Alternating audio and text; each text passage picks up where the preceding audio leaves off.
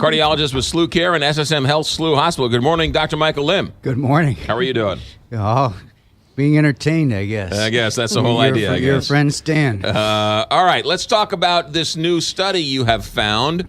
What's going on? Some people are upset with a study and guidelines about sugar being good or bad for you. What's going on with all this? Yeah, so Merry Christmas, right? Yes. The time for Christmas sweets and treats and all that. And we delve into the sugar concept. And I think there's two sides. A review article published in a journal called the Annals of Internal Medicine was basically calling out some of the nutrition guidelines for limiting the amount of sugar that we should consume, saying they're based on not very good information. And some of the things that they actually bring forward are true. And some of the overall guidelines that we utilize for a lot of different aspects of medicine are sometimes based on opinion, expert opinion, and not necessarily based completely on rigid scientific facts.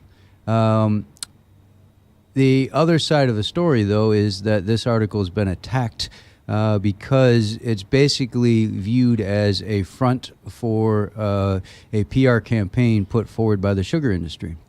So it was funded by Coca-Cola. It was funded by Monsanto and other companies that are heavily vested into sugar and high fructose corn syrup. And they said this is all a ruse, and they're trying to just kind of distort the game, very similar to the way the tobacco industry does. Okay, so where are we as a relatively educated consumer who wants to do right?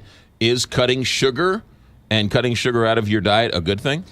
So I'm not an extremist. I think in pretty much any one of these things you can talk about. I'm kind of a middle of the road kind of person because I think there's a lot to be said for staying away from the extremes. Right. So I think in moderation is where we need to push. And if you have a high sugar consumption, then it should be pulled back to the middle, and looking for where those sugar or artificial sweeteners or sweeteners come from and how much you're consuming a day. I think that's a good thing to try to look at.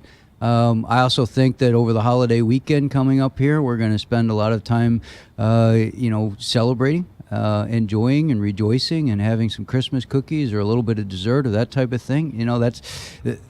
But you get a little bit of a pass. Certainly understandable, but there's a difference between going to the office and somebody having a candy bowl and taking one or two little Mounds bars because it's the holiday season. You got it, and it's another thing for go and buy a Mounds bag and sit there and eat the whole thing. Right. And so in those instances, people need to cut back sugar tremendously, or drink soda all day long. Yeah. In addition, there's also hidden sugars, and so many sugars are just about in every food. High fructose corn syrup is one of those things you got to look for in the label. That's the hidden sweetener that's in there.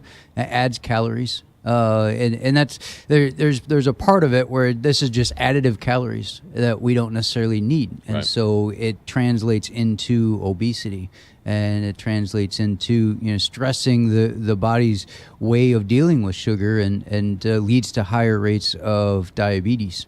So those are the concerns. But I agree with you in terms of having soda all day long. The people who have their Mountain Dew first thing in the morning and are drinking that until last thing at night, and that's what they do. That's a habit. It's very similar to smoking in a lot of ways. It's just you've gotten into this routine. That's what you do. Right. There's a lot of sugar in that little bottle, and if that can be cut back, or if that can be replaced with something that doesn't have sugar in it, best thing would be water. You'd be way better off. You said high fructose corn syrup. I was watching something recently where they were doing a thing on maple syrup. And maple syrup, there's real maple syrup right out of the maple tree, which is wonderful. And there's high fructose corn syrup with like a drop of maple taste in it. Yes. And it's just like not even, and yet people are buying the fake maple syrup all day long and not buying the real maple syrup. Well, our food industry, I think has worked very hard at trying to make things taste good and big into appearances as well, Right.